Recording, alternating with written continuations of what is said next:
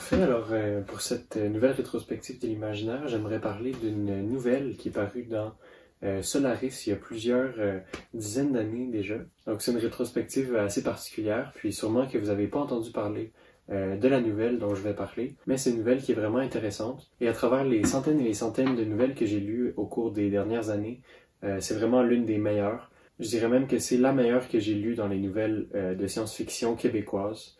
Et donc, je vous invite à la découvrir avec moi aujourd'hui. Alors, je parle de Conquête et autres catastrophes de Michel Lamontagne, qui est une nouvelle qui est également parue dans la revue Solaris sous un autre nom aux alentours des années 2016, je crois. 2016-2017, je suis plus certain, mais l'information va être à l'écran. Mais pour avoir lu les deux versions, je crois que Conquête et autres catastrophes est ma préférée. Puis en plus de la nouvelle, elle est accompagnée d'illustrations. Donc à travers les quelques pages, là, je pense que je vais les montrer à l'écran alors que je vais vous parler de la nouvelle. Et donc je dis que c'est l'une de mes préférées puisqu'elle a vraiment un format qui est particulier, puis elle apporte quelque chose que j'ai rarement vu dans les nouvelles de science-fiction, puis même dans les nouvelles toutes catégories incluses. C'est réellement une nouvelle assez intéressante qui apporte un certain format de nouvelles qui a été trop peu exploité, j'ai l'impression. Et qui m'a beaucoup inspiré pour mes nouvelles, puis qui m'inspire encore aujourd'hui. Donc je dis que c'est un format qui est particulier, puisque bien que ce soit une nouvelle qui a environ 6 pages, donc c'est quand même des longues pages, là, mais ça reste une assez courte nouvelle, mais en réalité elle est faite de plusieurs petites histoires, d'environ peut-être 800 mots, parfois moins, parfois un petit peu plus, et qui sont reliées parfois étroitement, parfois un peu moins, par une histoire qui les englobe, mais réellement, on parle d'histoires différentes, donc il y en a peut-être 7 ou 8, et toutes ces histoires sont reliées par une ou deux trames narratives différentes, mais qui ont quand même un lien entre elles.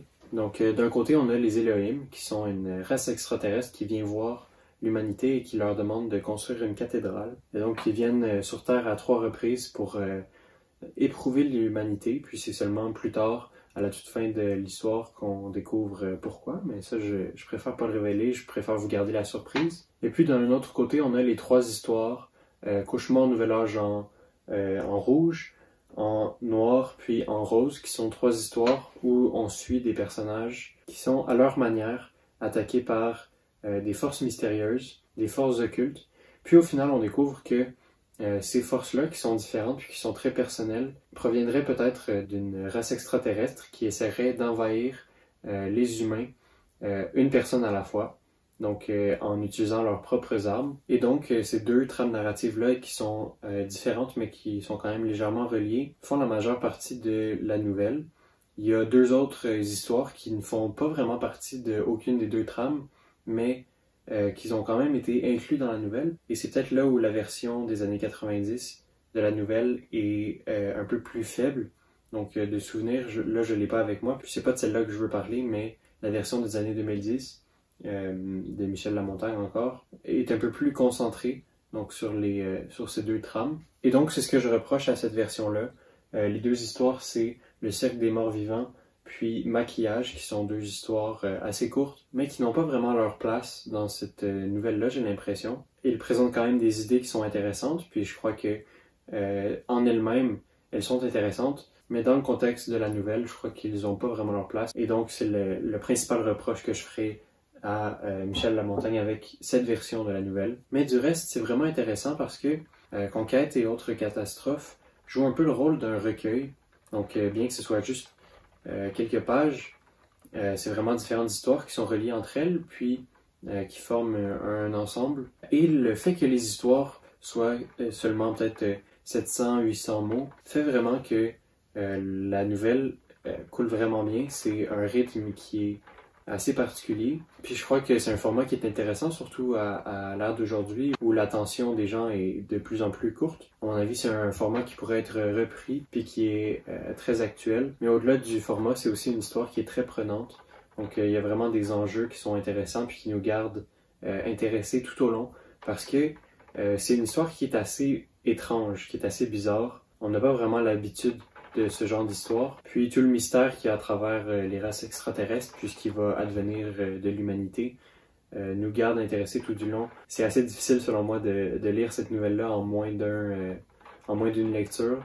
Donc de bout en bout, il faut la lire de cette façon-là. Puis à mon avis, c'est difficile de faire autrement. Puis un autre aspect qui est intéressant dans cette histoire, c'est que Michel Lamontagne utilise des termes, parfois des tournures de phrases qui sont assez évocatrices. Donc je pense notamment au nom des Elohim. Elohim qui est un mot qui vient de l'hébreu, donc de l'Ancien Testament, puis qui veut dire Dieu. Normalement, c'est un mot qui est utilisé au singulier dans la Bible, mais ici qui est utilisé au pluriel. C'est un nom qui est assez évocateur, qui est assez intéressant à exploiter. Puis à aucun moment, ces Elohim-là sont décrits.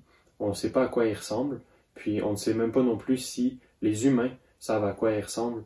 Mais le simple fait d'utiliser ce mot-là, Elohim, tout de suite, on n'a pas besoin d'avoir plus de descriptions pour comprendre ce qu'ils sont, ce qu'ils représentent. Et c'est le cas pour beaucoup de choses dans la nouvelle, parce que tout est décrit avec très peu de mots. Donc l'histoire avance très rapidement, puis il n'y a pas d'excès dans les histoires. Michel Lamontagne est très bon pour être concis dans ses histoires. Parmi les mots et les tournures de phrases qui sont évocatrices, je pense au nom des nouvelles. Donc, par exemple, Cauchemar, Nouvel Âge en noir, en rose, en rouge et en bleu, je crois. C'est des titres qui sont assez intéressants. On se demande ce qui va se passer dans ces histoires-là. Pourquoi est-ce qu'il est question de cauchemar? Qu'est-ce que ça veut dire dans le contexte de la nouvelle au complet? Donc, il y a certains mots comme ça qui restent assez mystérieux, puis qui font que c'est au lecteur de trouver le sens, ou plutôt de créer un sens à ces phrases-là. Un autre élément encore qui fait que c'est une histoire qui m'a beaucoup marqué, puis que je vous conseille de lire, c'est le foisonnement des idées. Donc, à travers ces quelques histoires-là, on nous présente une panoplie d'idées qui sont différentes, puis qui se rejoignent étonnamment bien. Donc, chaque histoire amène sa propre imagerie, puis amène ses propres idées avec son retournement de situation final qui est typique d'une nouvelle, mais qui est répété ici pour chaque type d'histoire. Et je crois que ça fonctionne vraiment bien dans le contexte de la nouvelle dans son entièreté. Puis ce qui est surprenant avec cette nouvelle-là, c'est qu'à aucun moment il y a un dialogue. Donc on reste souvent dans la description. Il y a très peu d'endroits où on entend les pensées d'un personnage. C'est plutôt qu'on reste dans la description. Et donc la règle show don't tell qu'on dit à tous les auteurs qui débutent, ici elle est assez souvent mise de côté parce que justement toute l'histoire repose sur le fait que Michel Lamontagne la raconte. Il ne la montre pas.